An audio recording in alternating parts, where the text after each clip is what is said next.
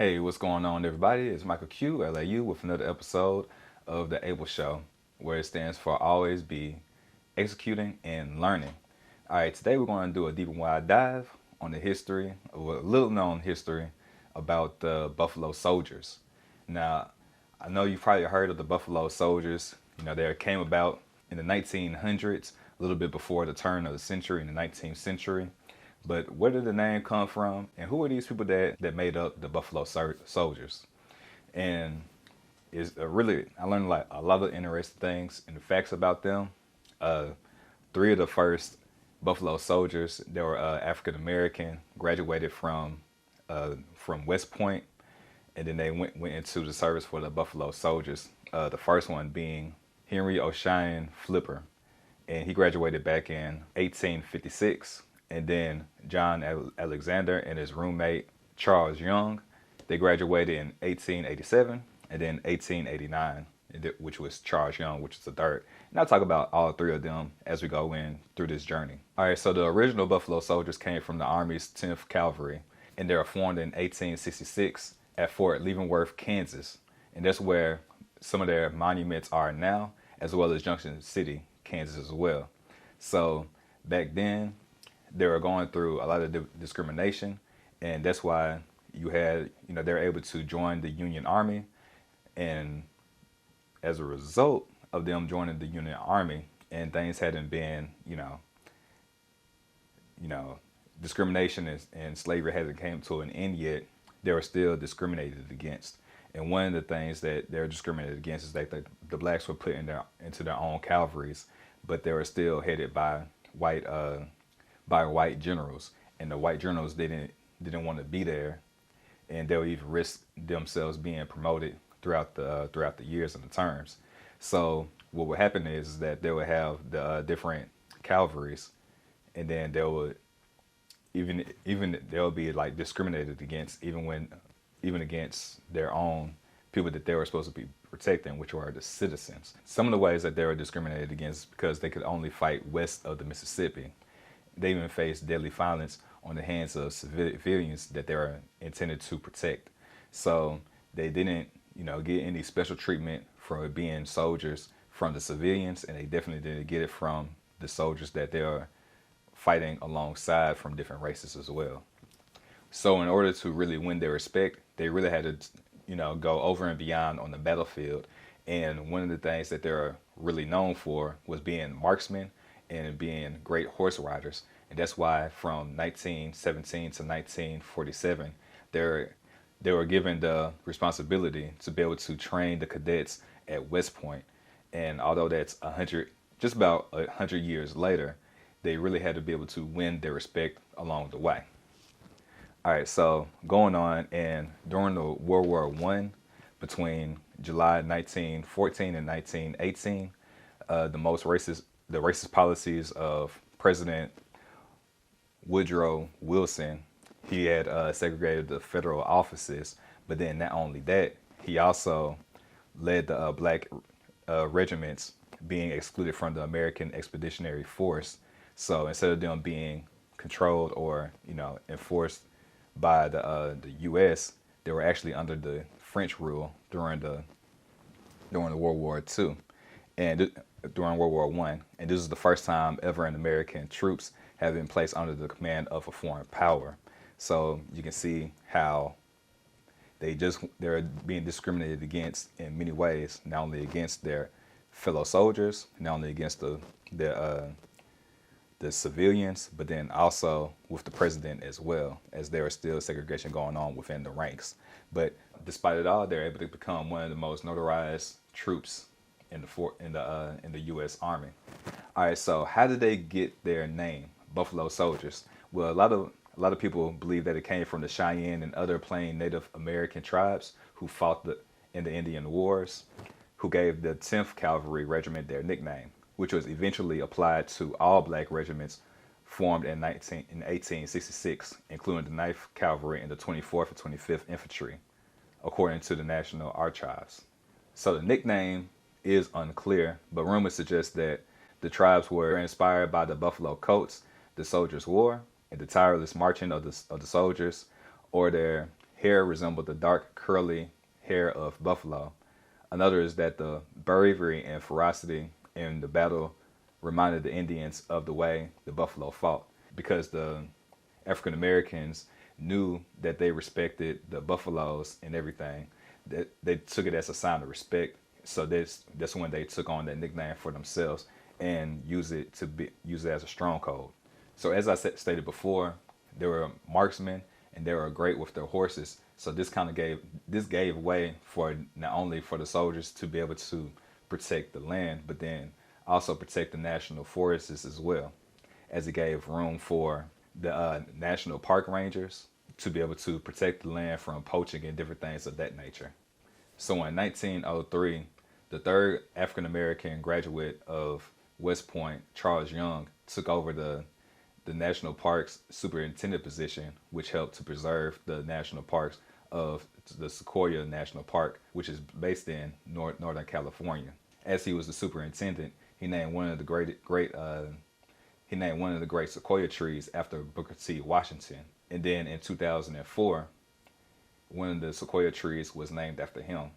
So there's a lot of things that Charles Young had done in his career that really shaped and gave leeway to a lot of the African American soldiers and the Buffalo Soldiers as they went through everything that they were going through. Are you tired of being tired, of not having enough energy to last you throughout the day? Are you worn out at work, too drained to go to the gym, or too sluggish to play with your kids, and too tired to hang out with your friends and your family? Don't worry, you're not the only one. In fact, 1 in 3 Americans struggle with having enough energy to last throughout the day. But there's good news, because you can change all that by focusing on your gut health. Did you know that your gut has good and bad microbiomes that grow inside of it? And the more that you feed the good, the healthier and livelier that you feel. When you feed the bad ones over time, you start to feel bad, then sad, and it turns into a fad that you feel like you can't escape.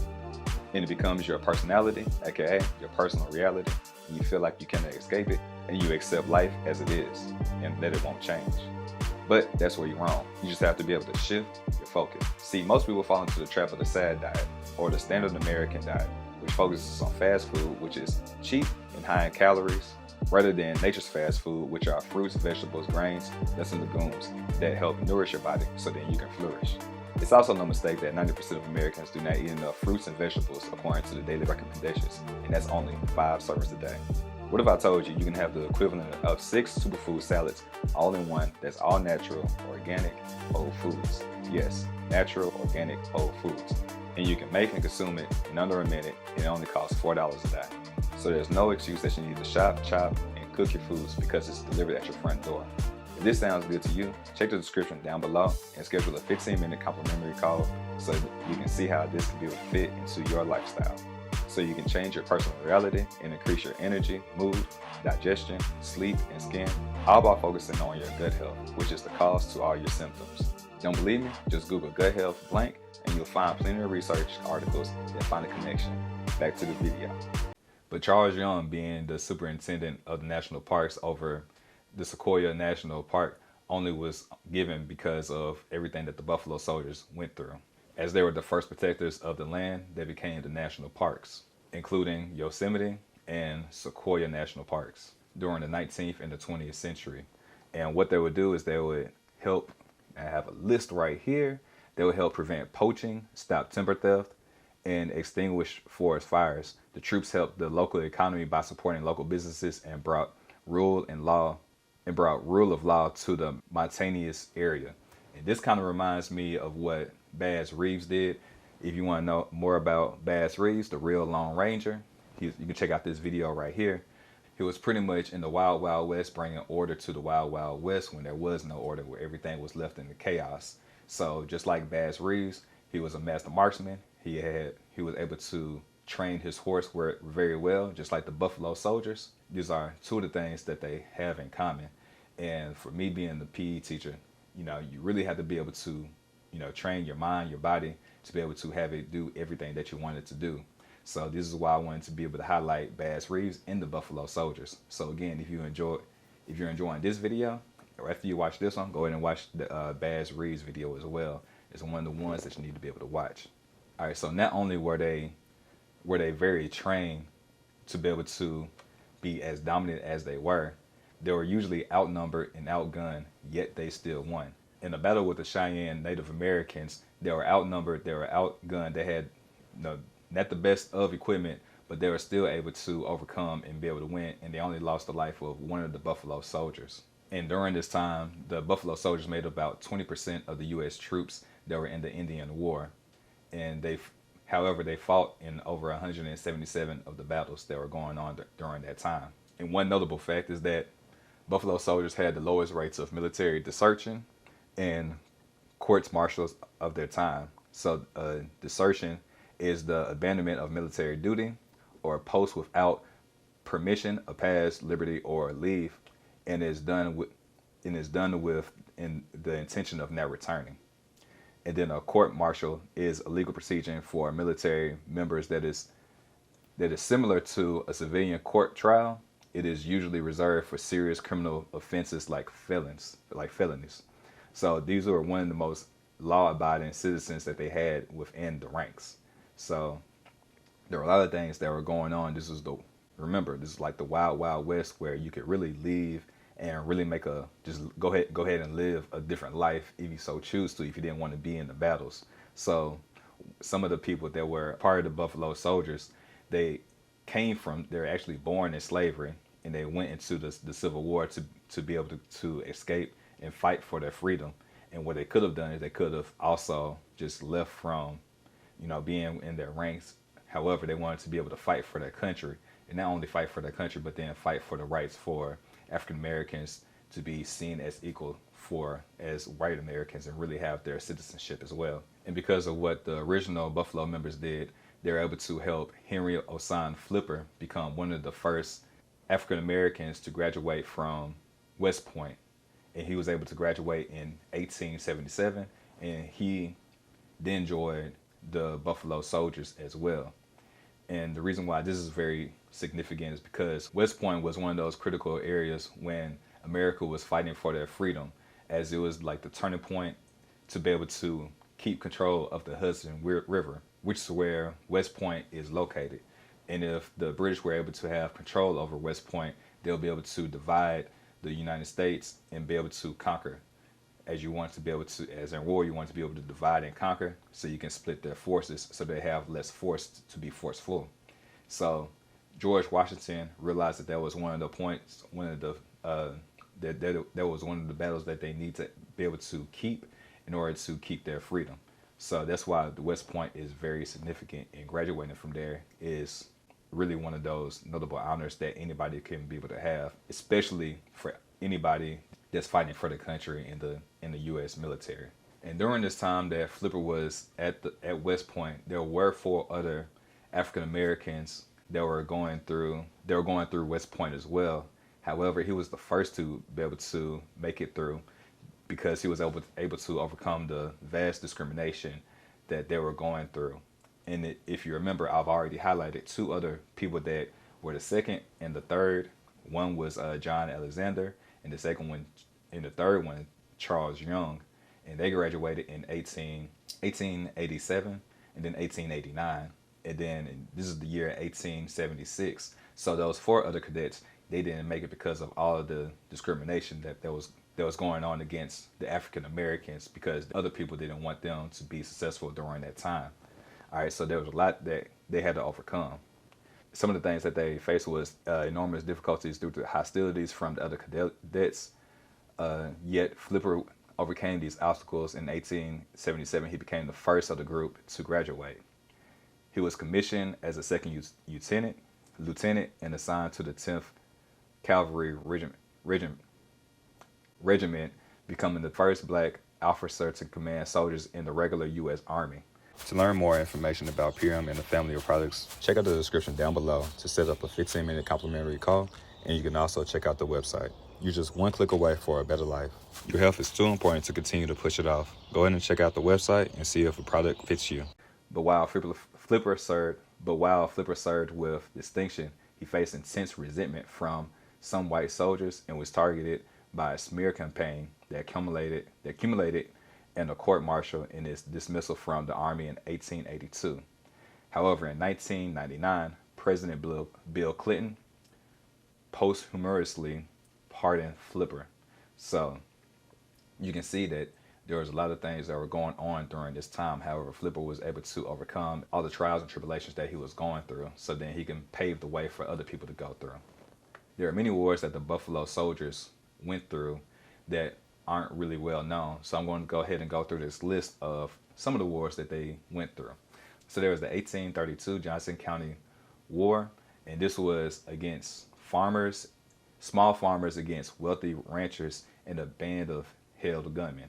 So you had a lot going on for the Buffalo Soldiers. You had the Spanish American and Philippine American wars, and it played a critical role in maintaining border security during the high intensity military conflict among the U.S.-Mexico border during the Mexican Revolution. And then you had in 1918, the 10th Cavalry fought in the Battle of the Ambros Nogales, which is where they assisted in forcing the surrender of the Mexican federal and militia forces. So there's a lot that was going on. And September 6, 2005, Mark Matthews, the oldest living Buffalo Soldier, died at the age of 111. And there's some things that, and although there was the last survivor of the original Buffalo Soldiers, their legacy continued on through the music of Bob Marley when he created the song Buffalo Soldier, and then the TV productions, and from the 1970s, 1997, from the Buffalo Soldiers starring Danny Glover.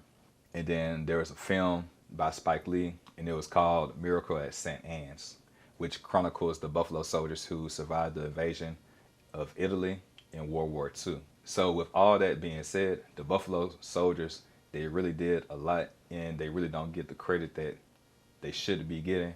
And although they have monuments in Leavenworth and Junction City, Kansas, there needs to be more information given about the Buffalo Soldiers, and not only the Buffalo Soldiers, but then also what they went through in order to get to the positions that they are, especially the first 3 cadets that graduated from West Point. And those 3 graduates are Henry Osian Flippin, who graduated in 1876. And then you have John Alexander, which graduated in 1887. And then you have his roommate of 3 years that graduated 2 years later in 1889, Charles Young. So with all the adversity that they went through, they were to pave the way for us to build so that we can have a more perfect union.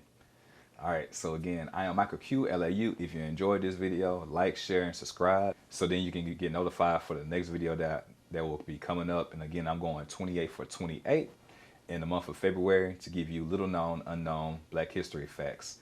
And tomorrow's episode is going to be talking about who is the voice behind the Reading Rainbow. Now, when I found this out, it was very interesting. However, that's going to be dropping in the near future. However, if you want to learn more about the Black Horsemen or the Cowboys, go ahead and check out The Real Lone Ranger, which is Baz Reeves, which is this video right here.